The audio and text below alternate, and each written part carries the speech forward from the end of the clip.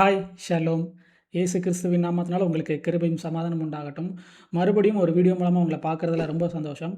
இன்னைக்கு இந்த வீடியோல வந்து ஒரு முக்கியமான ஒரு விஷயத்த பத்தி தான் நம்ம பார்க்க போறோம். அதாவது என்னன்னா, நமக்குள்ள பயம் இருக்கும். அந்த பயத்த வந்து எப்படி நம்ம மேற்கொள்ளணும், அதில எப்படி ஜெயம் கொள்ளணும் அப்படிங்கிறத பத்தி தான் இந்த வீடியோல நம்ம பார்க்க போறோம்.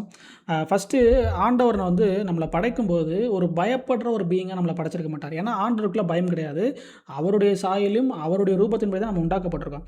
ஆனா இந்த பயம் வந்து நமக்குள்ள எப்படி வந்ததுன்னா, ஏதேன் தோட்டத்தில ஆதாம் வந்து அந்த பழத்த பறிச்சு சாப்பிடுறாரு. நன்மை, தீமை அறிகிற அந்த பழத்த சாப்பிட்டதுனால, அவருக்குள்ள வந்து மரணம் உள்ள வந்துட்டு. அந்த மரணம் உள்ள வந்ததுனால, பயம் வந்து வெளிப்பட ஆரம்பிச்சுட்டு. எத பார்த்தாலும் அவர் பயப்படுறாரு. ஆண்டவர பார்த்தே அவர் என்ன பண்றாரு? பயந்து ஓடி போய் ஒளிஞ்சுக்கிறாரு. ஸோ, இந்த எல்லா பயத்துக்கு பின்னாடி நம்ம பார்த்தோம்னா, மரணம் தான் இருக்கும். இப்போ எக்ஸாம்பிள் நம்ம பார்த்தோம்னா, பற்றாக்குறை இருக்கு. ஸோ, பற்றாக்குறை குறிச்ச ஒரு பயம் நமக்குள்ள இருக்குன்னா, அதோடைய முடிவு என்னதான் இருக்கும்? மரணமா தான் இருக்கும். இல்லன்னா ஒரு நோய பார்த்து பயப்படுறோம். கொரோனாவ பார்த்து பயப்படுறோம். இல்லன்னா ஒரு கேன்சர பார்த்து பயப்படுறோம்னா, அதோடைய முடிவு என்னதான்? அந்த பயத்தோட முடிவு வந்து மரணமா தான் இருக்கும். ஸோ, எல்லா பயத்துக்கு பின்னாடியும் மரணம் தான் இருக்கும். ஸோ, நீங்களும் உங்க வாழ்க்கையில நீங்க வந்து எந்தெந்த காரியத்துக்கு நீங்க பயப்படுறீங்க அப்படின்னு சொல்லி நீங்க அனலைஸ் பண்ணி பார்த்தீங்கன்னா, அதுக்கு பின்னாடி அதோட ரூட் வந்து மரணமா தான் இருக்கும். ஸோ, நம்ம பயத்த நம்ம விரட்டணும்னா, இந்த மரணத்தை நம்ம என்ன பண்ணணும்? டீல் பண்ணணும். அத நம்ம மேற்கொண்டா மட்டும் தான் நம்ம வாழ்க்கையில கர்த்தருக்கு பயப்படுற பயம் மட்டும் தான் நமக்குள்ள இருக்கும். வேற எந்த பயமும் நமக்குள்ள இருக்காது. ஸோ, எப்படி இந்த கடைசி சத்துருவான மரணத்தை ஜெயிக்கிறது அப்படிங்கிறத நம்ம வாசிக்கிறேன். வெளிப்படுத்தின விசேஷம் 12வது அதிகாரம் 11வது வசனம் சொல்லுது. மரணம் நேரிடுகிறதா இருந்தாலும் அதற்கு தப்பும்படி தங்கள் ஜீவனையும் பாராமல் ஆட்டுக்குட்டியின் இரத்தத்தினாலும் தங்கள் சாட்சியின் வசனத்தினாலும் அவனை ஜெயித்தார்கள். ஸோ, இந்த இடத்துல வந்து யார் இது ஜெயிக்கிறாங்க அப்படின்னா, விசுவாசிகள். இயேசு கிறிஸ்துக்குள்ள இருக்கிற சகோதரர்களாகிய விசுவாசிகள் என்ன பண்றாங்கன்னா, தங்களுக்கு மரணம் நேரிடுகிறதா இருந்தாலும் அதற்கு பயப்படாம என்ன பண்றாங்கன்னா, பிசாசை ஜெயிக்கிறாங்க. எதை வச்சுன்னா, ஆட்டுக்குட்டியின் இரத்தத்தினாலும் தங்கள் சாட்சியின் வசனத்தினாலும். ஆட்டுக்குட்டியின் இரத்தம்னா வேற ஒண்ணும் இல்ல, இயேசு கிறிஸ்துவின் இரத்தம். எப்பவுமே நம்ம வந்து ஒரு வசனம் நம்ம எடுக்கிறோம்னா, அதுக்கு முன்னாடி என்ன எழுதியிருக்குது, அதுக்கப்புறம் என்ன எழுதியிருக்குன்னு சொல்லி நம்ம வாசிக்கணும். ஸோ, இத நீங்க வாசிங்க.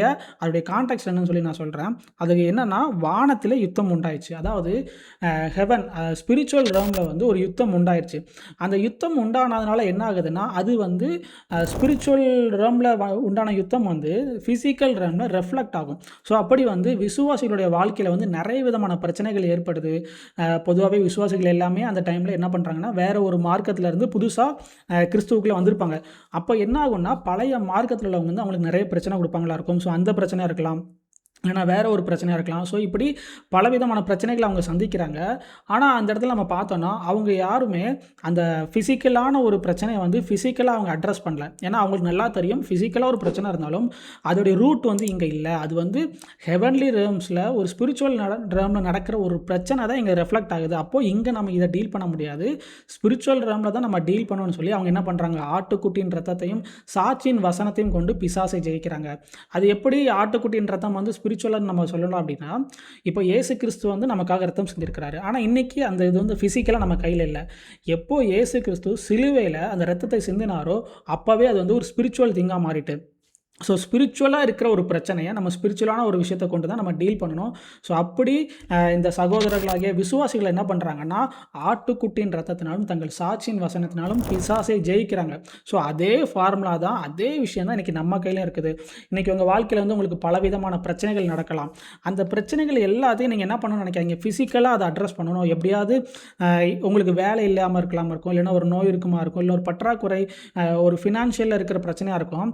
இல்லன்னா ஒரு மனுஷனே உங்களுக்கு எதிரா ஒருத்தன் வராங்கன்னா, அத வந்து என்ன பண்ணணும்னு நினைக்காதீங்க. ஒரு பிசிக்கலா அத அட்ரஸ் பண்ணணும்.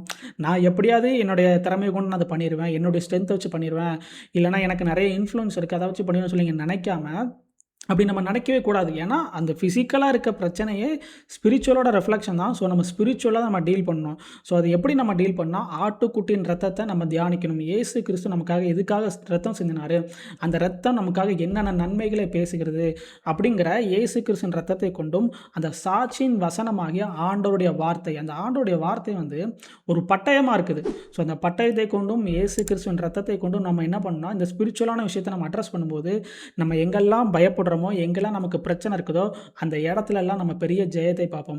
ஸோ, ஆண்டவரும் அதுக்கான கிருபை நமக்கு குடுத்திருக்கிறாரு. ஸோ, உங்க வாழ்க்கையில இருக்கிற பிரச்சனைய பார்த்து நீங்க பயப்படாதீங்க. இந்த வசனம் சொல்ற மாரி மரணம் நேரிடுகிறதா இருந்தாலும், ஸோ, அந்த மரணத்தையே அவங்க என்ன பண்றாங்க, பெருசா கண்டுக்காம, அவங்க என்ன பண்றாங்கன்னா, ஆட்டுக்குட்டியின் இரத்தத்தை கொண்டும், சாட்சியின் வசனத்தை கொண்டும் பிசாசை அவங்க ஜெயிக்கிறாங்க. ஸோ, அப்படிப்பட்ட எல்லா உங்களுக்குள்ள இருக்கிற எல்லா பயத்தையும் நீங்க தூரத்துக்கி வச்சுட்டு, ஆண்டவர் உங்களுக்கு குடுத்த இந்த கிருபையை, இந்த ஆட்டுக்குட்டியின் இரத்தத்தையும், சாட்சியின் வசனத்தையும் கொண்டு பிசாசை நீங்க என்ன பண்ணுங்க, மேற்கொண்டு அந்த இடத்துல நீங்க பெரிய ஜெயத்தை பார்க்கலாம். ஸோ இந்த வீடியோ வந்து உங்களுக்கு பிரயோஜனமா இருக்கும்னு சொல்லி நான் நம்புறேன். இந்த வீடியோ உங்களுக்கு பிரயோஜனமா இருந்ததுன்னா, கண்டிப்பா மத்தவங்களுக்கு நீங்க ஷேர் பண்ணுங்க. இந்த வீடியோல நீங்க கமெண்ட் பண்ணுங்க. நம்ம வந்து நெக்ஸ்ட் வீடியோல சந்திக்கலாம். ஷலோம்.